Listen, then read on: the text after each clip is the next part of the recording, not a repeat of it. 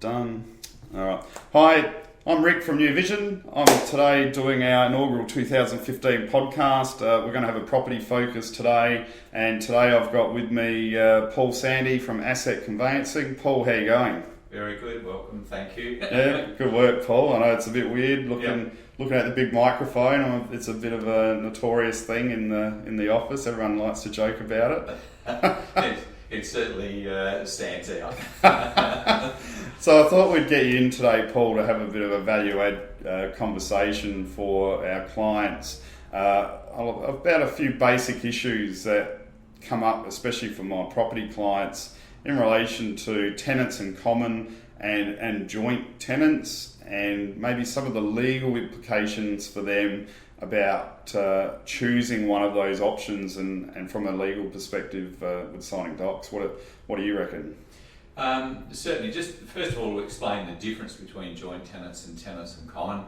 Joint tenancy basically means survivorship. So if you, for instance, a husband and wife go on there as joint tenants, it means you've got an equal undivided interest in the whole of the property, and upon the death of one person, it automatically goes to the other party. Tenants in common is a little bit different. You can specify shares in the property, such as you might want to have one person for tax reasons, for instance, have 99% share in the property and 1% share in the property.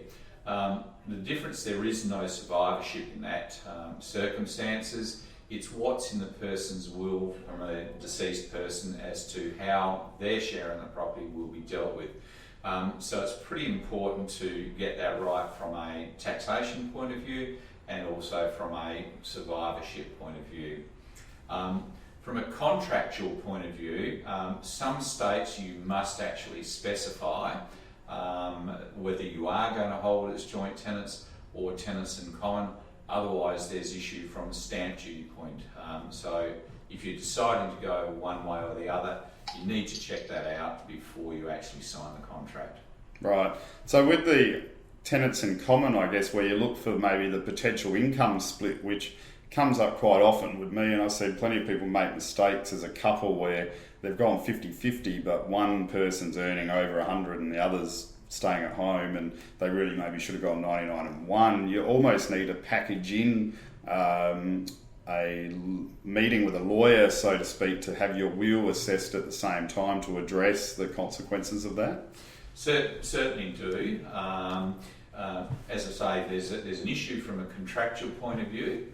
Right at the beginning, if they're signing a contract to buy real estate, they need to be able to specify, not so much in Queensland and South Australia because it doesn't actually specify it on the contract, but the other states do actually specify whether it's a tenants in common.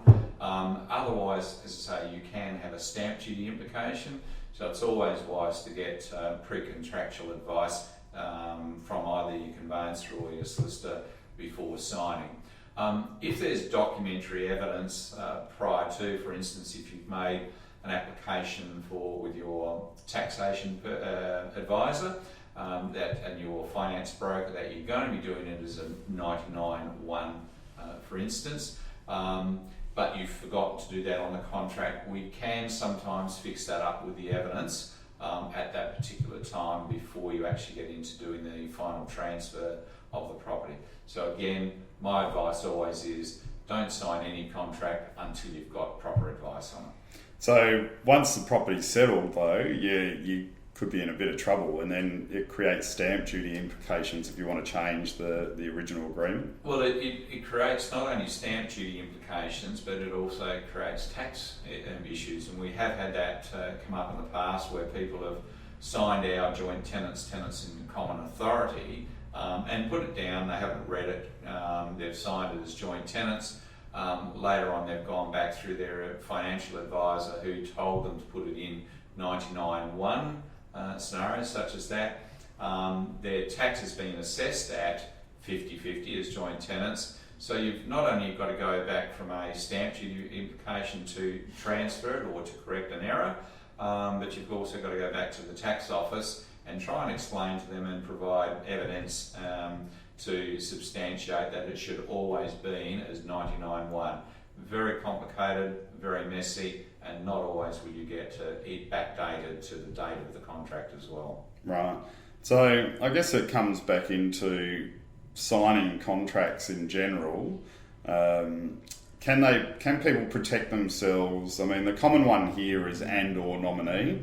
So sign your name and or nominee. Is it just as simple as that is to allow you to have change in contracts? Certainly in South Australia, as I said before, that there are some states that you can do and or nominee contracts while you're sorting out your actual percentage or your method of holding. But that's not the case in all states. So as I say, you need to be very careful. For instance, Queensland do not like and or nominee. They treat it as a sub-sale if you put somebody else on the contract, and you could be up for double stamp duty in those circumstances. So again, my advice is check it out before signing and proceed with caution. Well, I guess people get, especially with real estate agents, where they drive the perception of demand and try to encourage people to sign a contract as quickly as possible. I guess if they're unsure, that before they sign anything, they should really just check with their conveyancer to get the right information. Absolutely. In these days of electronic communications, it's simply a matter of asking the agent to email you a copy before you sign it. Send it off to your conveyancer or solicitor. It's part of our service that we always check our clients' contracts before they sign them. And it's simply then a matter of checking at that particular stage that you've got the right mode of holding on the contract, or if it's allowed in South Australia, the and or nominee situation. Then you can sign your contract with confidence, knowing that you're not going to get caught. And I will save it for another day. I don't think we'll talk about it too much now, but I guess the name becomes very important depending on the structure that you use. And I think there's a podcast in itself talking about self-managed super funds and that sort of thing. But is there anything else people should look out for when they're putting that initial contract together with the real estate agent?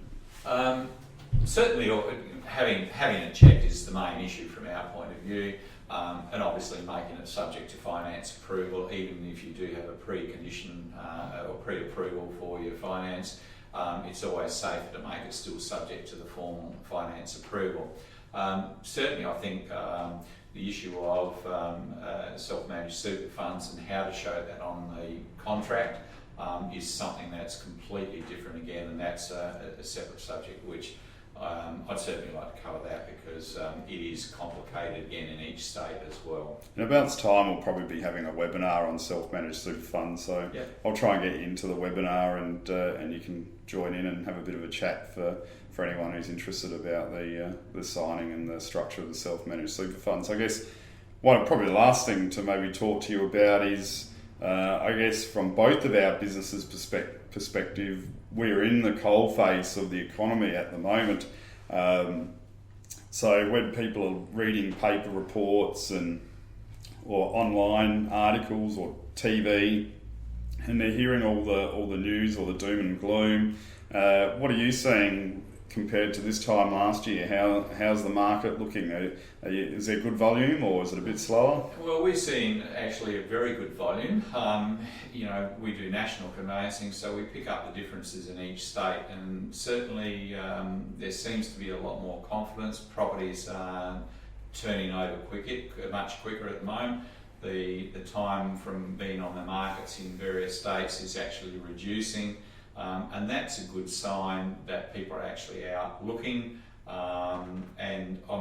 Certainly there's doom and gloom about bubble burst in certain markets. None of that at this particular stage has come true. So I think we'll see a greater activity, and particularly with interest rates remaining where they are, I'm sure we'll see a greater activity, particularly in the investor market as well.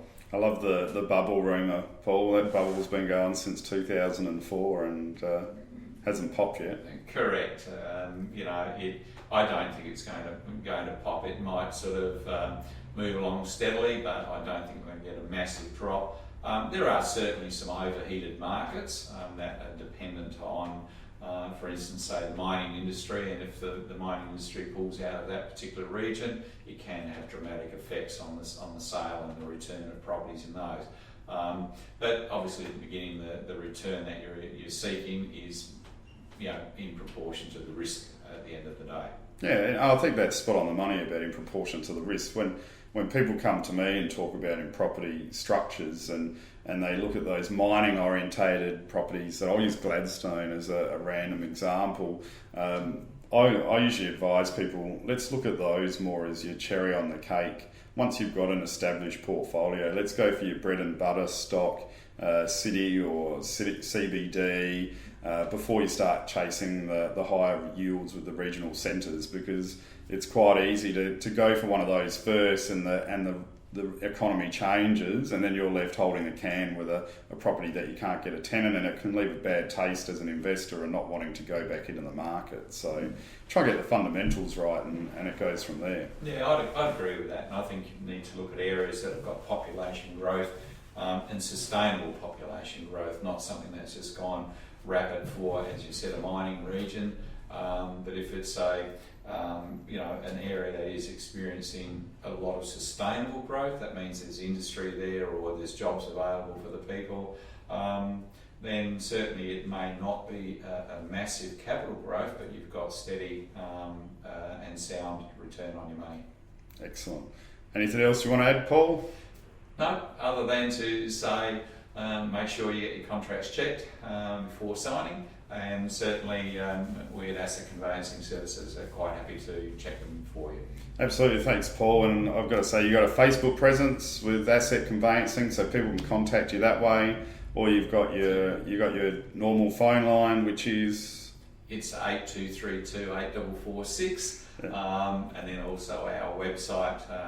You can submit a query online through the website as well. Or via my email, you can send that to info@assetconveyancing.com.au. Cool. Or you can come through our office to ask any more broader questions, and then we'll probably just funnel you through the Paul anyway. So, thanks for your time, Paul. Appreciate you coming in. Thanks for everyone listening, and we'll be back in the next couple of weeks. Thanks.